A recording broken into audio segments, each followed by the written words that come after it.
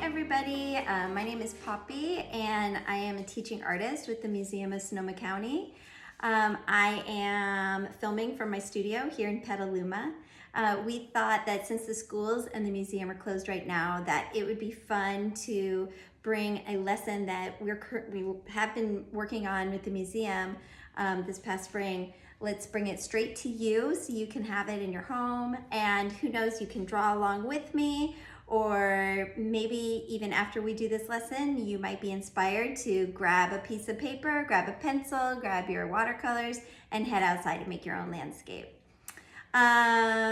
Sort of first and foremost, off the bat, I'd love to talk to you guys about what is a landscape. And basically, a landscape is just a depiction of natural scenery. So that could be a painting, a drawing, or a photograph of mountains or a river or a valley, maybe just a bunch of trees or flowers, anything out in nature. And artists have been making landscapes for hundreds of years, but they've really become popular in the past 300 years when artists started painting plein air style, which means right outside in nature. They were interested in capturing the light and really grabbing a feel of the environment while they were painting. It was as close to a photograph as you could get. And they were using observational drawing skills to really depict exactly what they saw. So what are observational drawing skills? Observational drawing is basically where you really loosely, which is called gesturally drawing, and training your hand and your eye to basically work together. You're looking and you're training your hand to draw what you see. And you're really almost becoming an investigator and putting down everything that you are observing, everything that you're seeing. So let's see, guys. This is a two-part lesson, and the first part we're gonna draw. Doesn't have to be perfect. It's gonna be a rough draft. I'm gonna say that word gesturally a lot today, which is really loose, really light drawing. We're gonna go in with a pencil, and we are gonna draw a scene from Taylor Mountain Regional Park here in Sonoma. Maybe you guys have been here. Maybe this scene looks really familiar to you. I really liked this picture because I really liked the strong foreground with the really textural grass and the bright flowers, and I really liked how this line cuts across and brings our attention to the back, where we see that there's a lot of depth here. There's the teeny trees up top and then the big blooming tree right in the middle. So I just thought that this had a really nice composition, that it was really well balanced, and our eye kind of continuously rolls around. I really like that composition. So we're gonna make a gestural drawing today of this scene, this Sonoma scene, and let's get to it. Basically, we're gonna use observational drawing skills and use light gestural drawing to create this, this landscape. Part 2 of the lesson is going to be going over our rough draft with paint and making a final painting. Okay. First and foremost, what we're going to be doing today is setting up a drawing, and we are going to divide our paper up into 3 pieces: foreground, middle ground, and horizon line. And with a pencil, we're going to work gesturally, which means very lightly and very quickly, and we're just going to draw what we see in the photo. So, like I said, we're going to divide the paper up. You can just take some scratch paper from home or a piece of printer paper or any kind of paper that you've got on hand, construction paper, you name it. I've got just this old newsprint paper. I've got a big graphite pencil right here that we're going to be drawing really loosely, really gesturally. So I'm going to take my my pencil. I'm holding it towards the back. This is style gestural drawing. We hold the pencil in back and really loosely. And I am not trying to be make this perfect or anything. I'm just dividing the sheet into 3 pieces. And that is going to help me break up the drawing. I don't know if you can see that. I'll draw a little bit darker. Try to draw darker. There we go. That's much better. Okay, so like I had mentioned earlier in this drawing, when something is up close, that's the foreground. And when we see a drawing in the middle, that's the middle ground. And then when we see the sky and the way back, that's the horizon. And it gives us this sense of depth. That's called perspective. So in order to achieve that, I'm going to draw the hill. I can see that it's got a little bit of it. It's going to be in that middle zone. So I'm going to draw my hill starting from the middle here. And I'm drawing loosely, lightly, quickly. No worries about mistakes or mess ups because I can always go in and fix up stuff later. I see this line. Maybe I'm going to make it even bigger. I'm not worried about that line there at all. And then I see more here in the middle ground, and I'm going to put that here. That sort of naturally made our pathway, which is right here, starting in the foreground and goes into the middle ground. And then I'm going to start drawing that big hill in the back. And it might seem a little bit confusing, like what are all these lines doing? But I'm going to go in and start adding the trees and the bushes and flowers so that I can start making sense of my lines that I've done.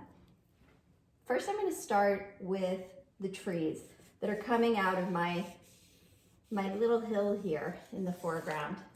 And I'm going to just make them really loose, really abstract them a bit because I'm not too worried about making this perfect sense of the environment right now. I'm just getting some lines down so that I can sort of see what I've got happening in my drawing. Just trying to see, okay, what have I got? I'm making big, rather than drawing individual leaves right now, I'm just making shapes, big puffy shapes, bringing some branches out, not worrying too much about any of this, just sort of enjoying the process. From the tree, I can see that there are other trees in the middle ground that are sort of definitely smaller. So I'm going to draw those trees smaller than the bigger tree.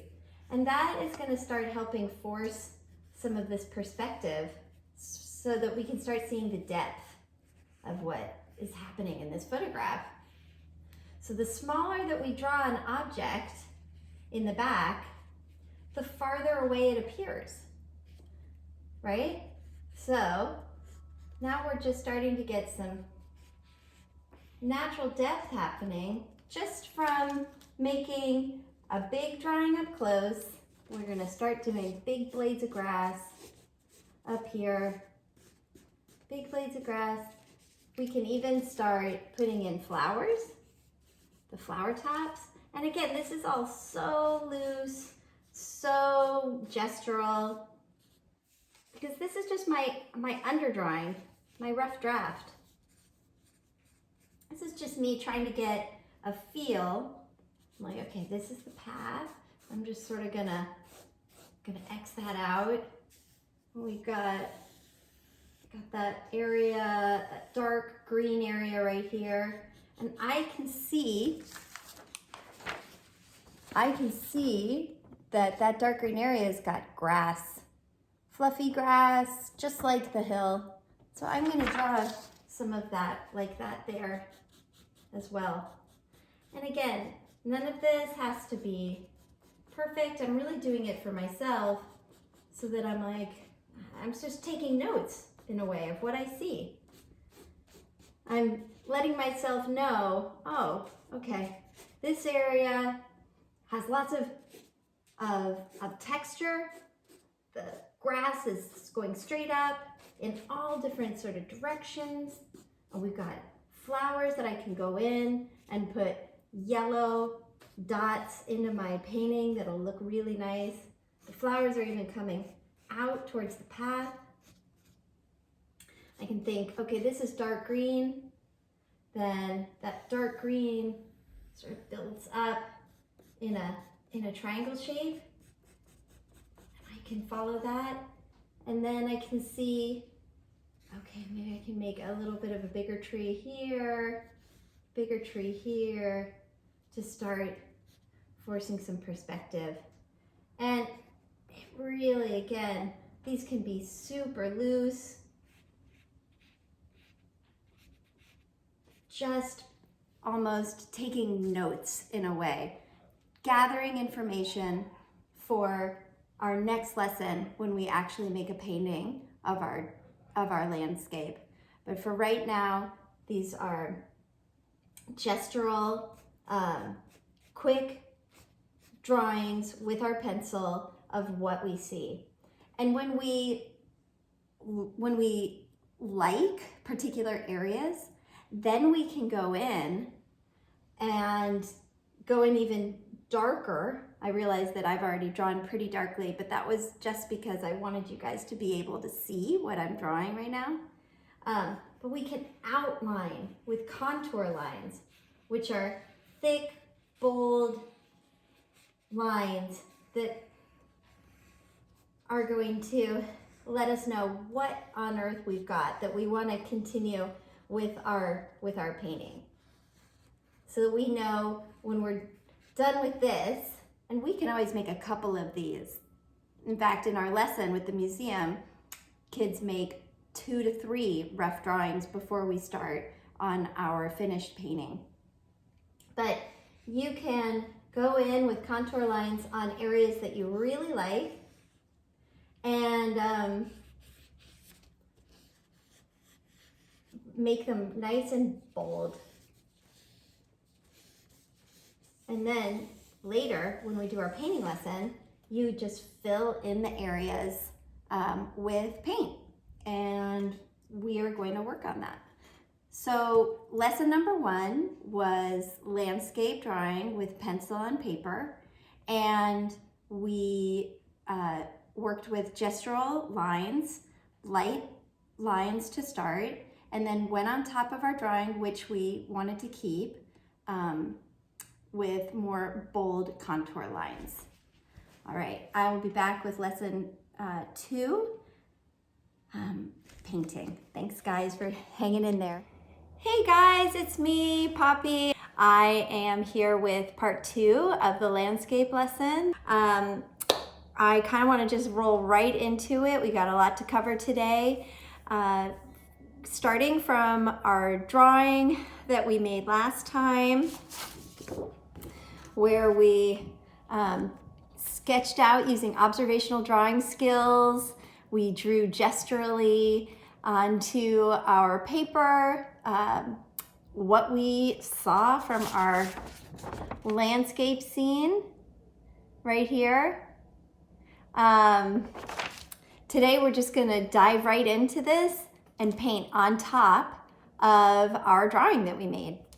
And we are going to use some basic colors, anything that you've got around. If you've got acrylic paint at home, fantastic. Great colors could include green, blue, yellow, white, dark brown or black. And we are going to paint with Q-tips. If you've got some Q-tips lying around, if you know, maybe in the bathroom or in the cupboard. They are super fun, just something different. If you don't have Q-tips, you can use paintbrushes. That is fine. And yeah, that is basically what we've got happening today. Before we start painting, I thought it would be fun to go over a little bit of color theory, and I can show you guys a little bit of different ways to blend paints together to get some different colors. So let's dive into it. All right, guys, let's start talking about color theory. Color theory, what is it? Color theory is basically the science and the art of using color. And perhaps you guys have seen a color wheel before. It's just a really good visual reference for our primary colors, secondary colors, and tertiary colors. And maybe you're thinking, what are these? Okay, so primary colors, red, blue, and yellow.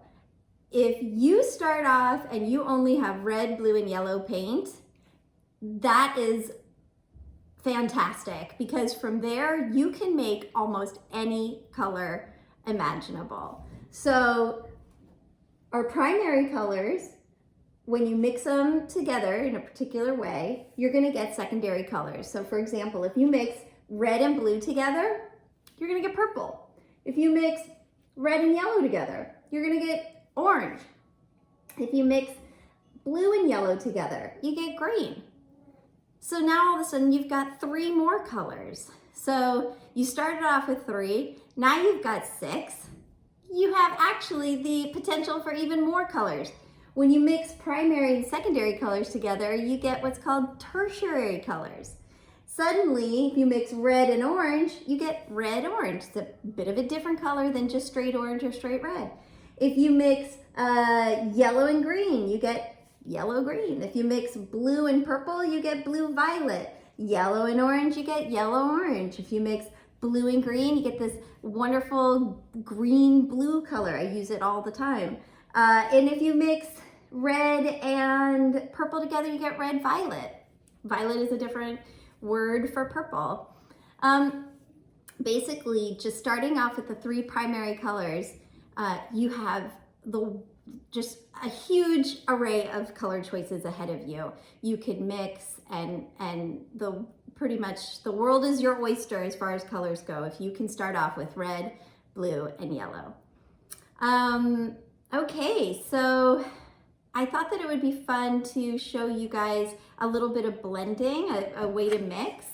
So if you are thinking, well, okay, I've got green, but I want to make it darker. I want that blue-green. You just add blue in with it, and all of a sudden, what was once that bright light green becomes a little bit darker. Or if you're thinking, well, no, I really like a light green, then you can go ahead and add some yellow to it, and all of a sudden it's like lime green, right? It's way lighter. Now, what about white and black? Those are colors, so why aren't they here? Well, white and black are so great for adding to our colors. So when we just have these straight colors, these are called hues. But when we add white to something, now it's called a tint. And when we add black to something, it's called a shade. What happens when you mix red and white together? You get pink, right? Oh, actually, I'm sorry, I don't have red in this, but I have pink and I have white. All of a sudden it becomes much lighter, right? It's a tint. It is a lighter version of what the original color was. And if let's see, I have orange here. What happens? I have a very dark brown. I'm sorry, I don't have black right now, but when I add dark brown to it, now all of a sudden it's almost like a burnt orangey color. If I added just a little bit of black to that orange, it would be really similar. Ooh, it almost looks black in the video, but if you were up close, it's pretty burnt orange. And you can always bring more orange back into it if you wanted it orangier. You just keep going back and forth like, oh no, that's too yellow. I'm gonna put some more true green in it. And you just work around and keep playing the way that you like it. That's too light pink. I'm gonna add some darker pink in that. All of a sudden it becomes darker. You just play around and experiment. There is really a science to it. It's like exploring and experimenting. It's really, really fun. Okay, so let's just get into it. I've got a bunch of different Q-tips. I made a palette with some different paint colors. I have enough Q-tips to sort of have a Q-tip for each color.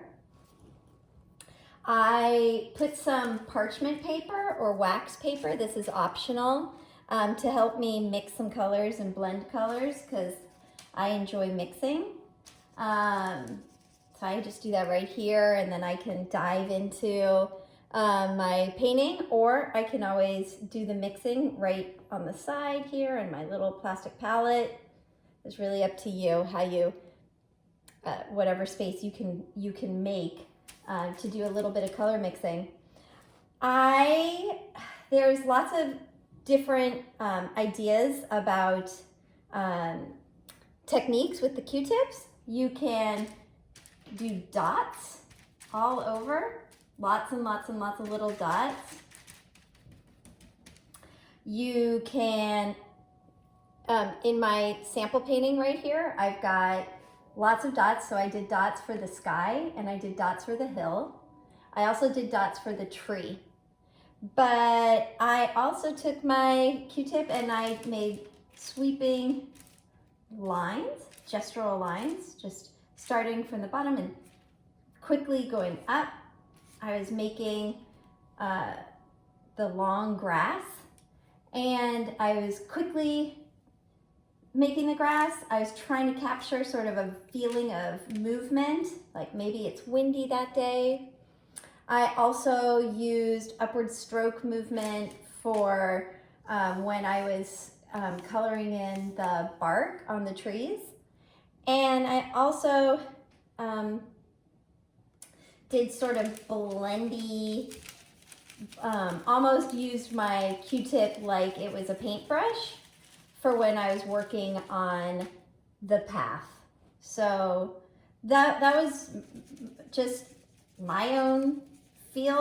I wanted to have a variety in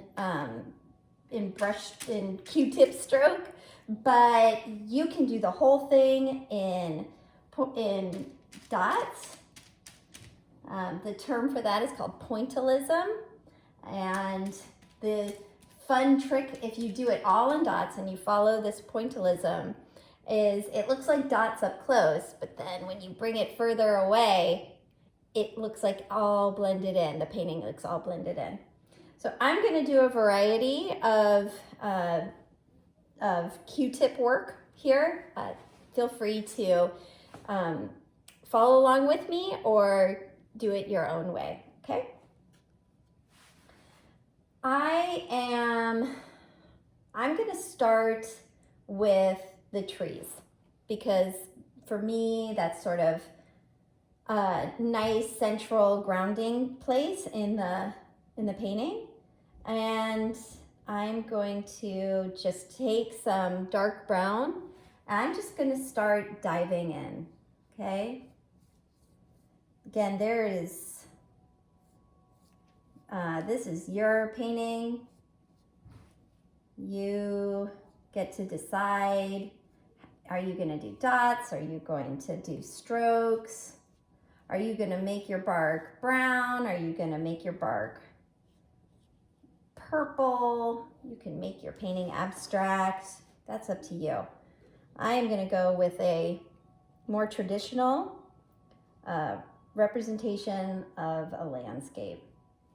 I've got some bark in there for my tree trunk, and then I'm going to just start filling in, looking here, seeing. I'm really not too concerned about, you know, it has to be perfect, or I really like a nice flowy style of painting myself. So that's what I'm gonna do, but you can go super realistic. It's all of our own creative license that we get to choose as artists. Now, I'm sure you guys can see that this takes time. This takes patience, but the end result is really cool. Another fun thing about paint is, let's say you're like, oh, I messed up. Oh no, I got this. I hate this. Guess what? In about 5 minutes, that area that you may not be happy with is going to dry, and you can paint on top of it. You can paint over it. You can fix that up. For example, let's say you're really unhappy with something. Well, perhaps that's the sky. You're going to be going over that with blue anyway. Or, you know, perhaps it's the ground. Well, you just go over with a different color, or you go over it with a new layer once it's dried, and you can fix up whatever you were concerned about. Making art is all about problem solving. Every single artist comes upon something while they're creating and thinks, oh, I messed up. And it's an opportunity to learn, and it's an opportunity to problem solve. It is my very, very, very, very, very, very favorite thing to do. If I come upon a problem in my painting and I look at it and I look at it and I look, I'm like, okay, wait for it to dry, and then we're gonna dive back in and we're gonna problem solve. What I'm doing, guys, I went in with the straight green, and now I'm gonna mix a little bit of a lighter green for the tippy tops. I like to have lots of different colors in my paintings so that it starts to sort of feel a little more 3D, a little more lifelike, a little more animated. So this is starting to look like trees, but it sure is time consuming to get those dots in there. That is for sure. So I'm gonna let that start drying, and I'm gonna start working on my grassy hill. I think it's time to start doing some different line work. Okay, so I've already got my basic information filled in, and I'm gonna just start going in with grassy lines now. Now again, you can do gestural dots if you want, or you can start doing the grassy lines like I am. No right or wrong. No right or wrong. And this is gonna take some time. Paintings take a long while, and it's very meditative, very peaceful, and we just get into it. The end result is so gratifying.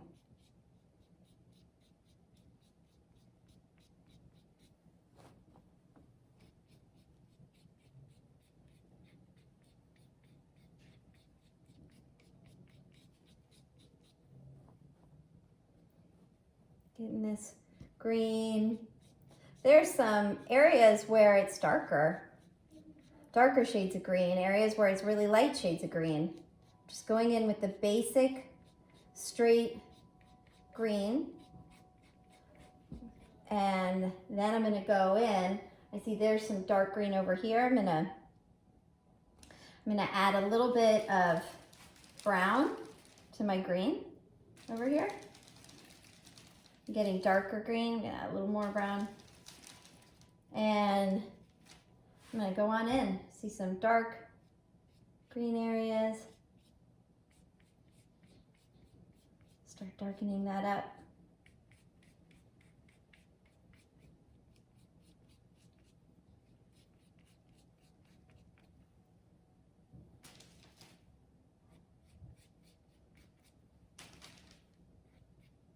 You know, nothing in nature is just one straight color. There's so many varieties. When we're looking at a yellow flower, if you come up really close to that yellow, there's lots of different shades going on in it if you look close. Okay, I'm gonna get down here.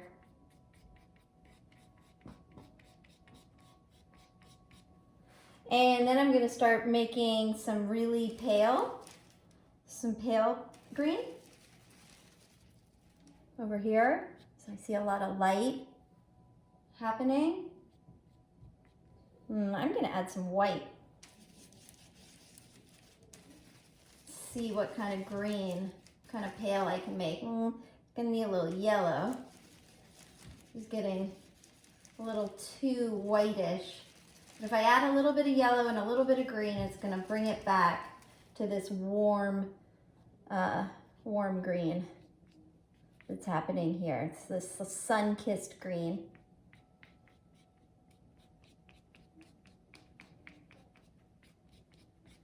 And we disperse some of this in here. Adds a variety. It starts to make it look more real, more realistic. Now maybe you're thinking, ugh, it's taking a long time. You can also add some dots in there, right? You can do a variety. Why not? Go in with some true green, add some variety. I am ready to start going in with some flowers too.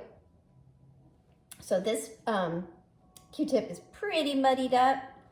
I'm gonna take a fresh Q-tip and start making some bright yellow flowers. This, I'm just gonna have fun. I know there's yellow flowers all over, so I'm just gonna add some dots. I'm not gonna get all crazy about, well, where are they? And there wasn't one there. So I'm just having fun, adding some dots where I think they look visually interesting, because why not? And then when these dry, you can always go back in and add more green, add more yellow, up to you. I'm gonna put my yellow Q-tip aside, go back to my green Q-tip here, and I am gonna start on this patch of dark green grass, just because I've already been having fun doing these slants, you know, sort of straight lines. I'm gonna continue a bit of them over here. I'm gonna leave the pathway open for a few minutes while I sort of start giving life to the hills.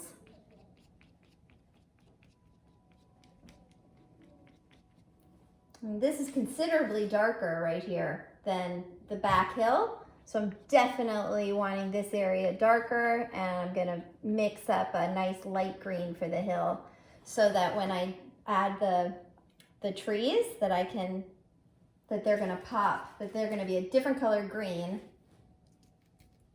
than from the trees, right? We wanna definitely show that. Gotta have a variety of greens here. Make this nice and dark.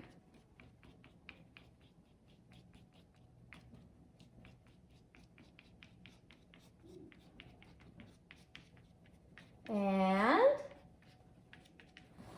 now we're ready to go into our hill, and I think it would be really fun to do dots, not only and in a lighter color as well. So really set off a difference between these guys. Okay, I am blending up.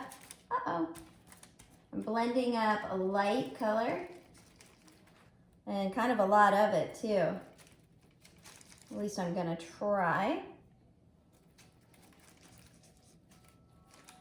Nice and light. Let's see, it's starting to fall off.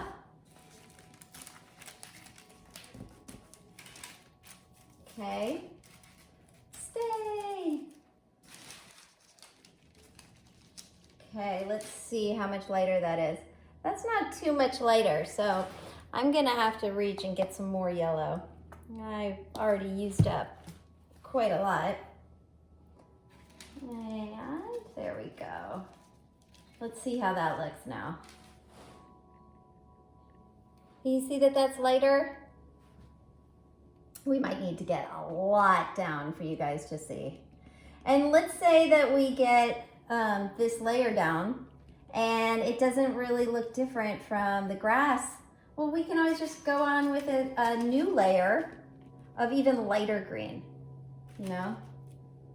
Art making is layers and layers and layers of ideas and work and process. And we can do that. We can take that time and put in that work.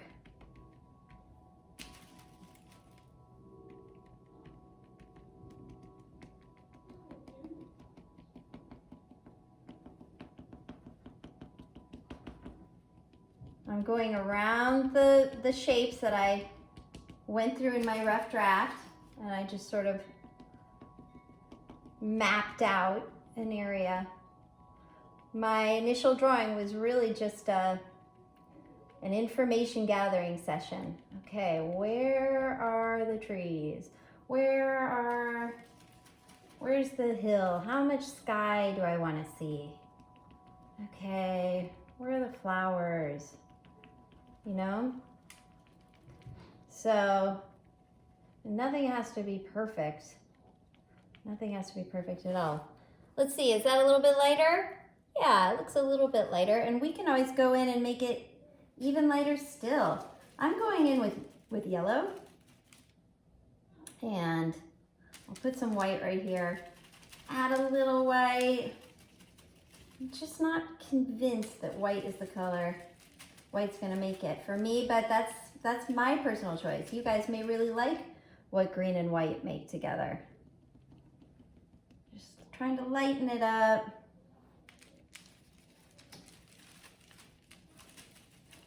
Kind of makes a limey color. We're just going for variety here. And trying to fill in that negative space. Negative space is that white of the sheet of paper. Just trying to fill that in for now. And you know, the beginnings of a painting, you're just kind of doing that exploratory work like you are with the drawing.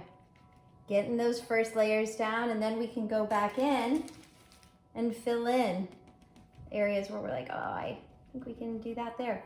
Okay, so I've got some of the hill in. It's a lighter green. Now I want to go in and make these trees. And I've got middle-sized trees here and smaller trees in the back, and that's going to help with perspective, with gaining perspective into our painting. Showing distance. Okay. I want darker green. I'm going to add some blue. Add some blue to my green. I love blue-green. This is a tertiary color. It just is a nice, different way of getting a nice dark green color.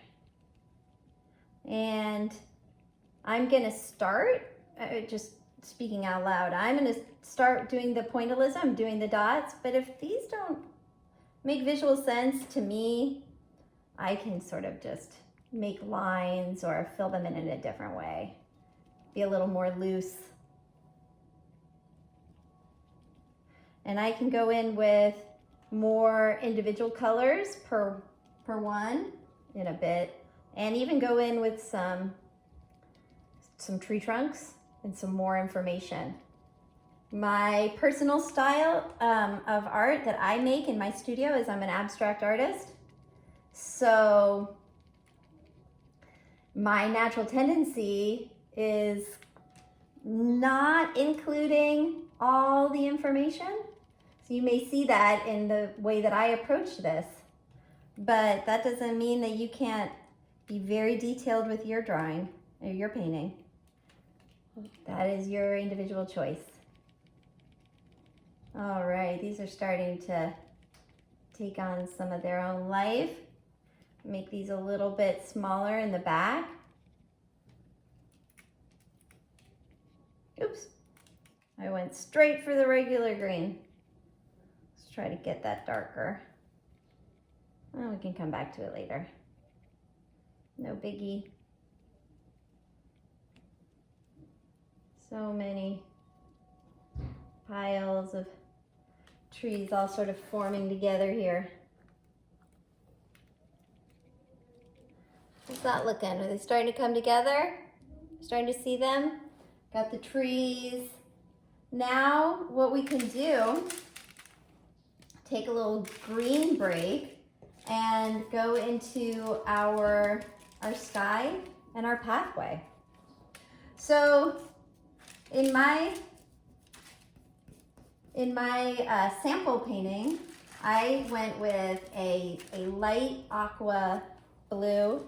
It was just something that we had. It feels very cheerful. It feels really rich, like a very thick, dense color. I really like it. We can add a little bit of white to it, lighten it up a bit, and then in different areas we can just go in as the true blue. Now, I prefer with the Pointillism for the sky. And I just think it's an interesting texture. It's different. But if you want to do flat and fill it all in every square inch, you can do that too. And then maybe if you had Pointillism in other areas, maybe it would really pop, you know? Really pop off the page to have difference, variety in textures.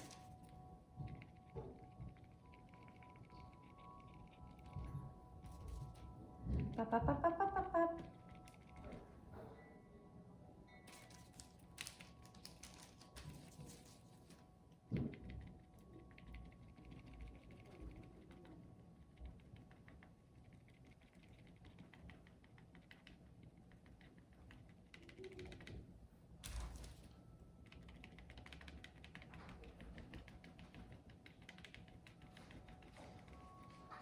Okay, starting to come together here.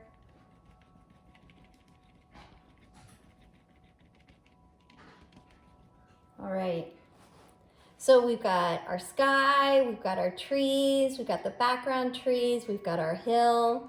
Now it's time to start working on this pathway. Gives us a vantage point, an area where our eye looks over to the left over here, and it really helps the composition. Our whole eye sort of starts here, goes up, and goes around. I really like the composition of this photo here. Okay, so for the pathway, I was using, I'm gonna get a different Q-tip out, some yellow, some brown, maybe, oh, I've got a darker yellow. It's called yellow ochre. It's really up to you how you wanna, what color you wanna do.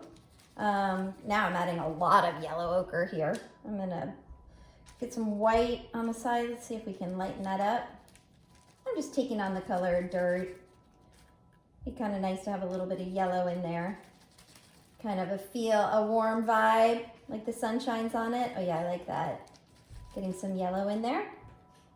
Now I just swirled mine, but that's up to you. If you, because we've got all these strong lines moving up. If you want to do Pointillism for the pathway, you can do these dots. Maybe I'll do that. You can already see my sample up there where I just swirled the paint together. I used my Q-tip as if it was a brush. So today I'll test it out doing dots.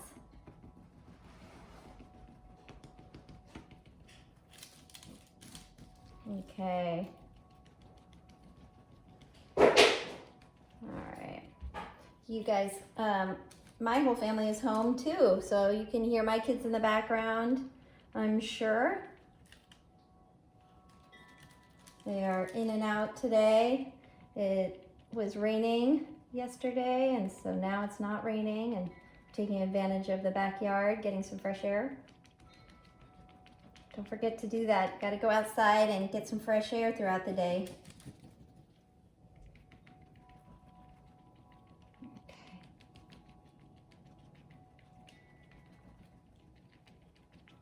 All right, what does that look like? And then we've got the path. So this is just, here, the video is gonna get really long. I'm gonna leave you guys to your work. If you want, you just continue to blend, continue to work. This area is lots of your areas will be dry now. You can go back in, add more paint, more flowers, and you know, this is my final painting. It took me a little bit longer than this one because I was adding more paint, spent a little bit more time going in on layers, and you can do the same. So I hope you guys enjoyed today's lesson. We talked a little bit about color theory, about color mixing, and adding color to our drawing of our landscape. All right, guys, thanks so much for following along, and I hope you enjoyed this.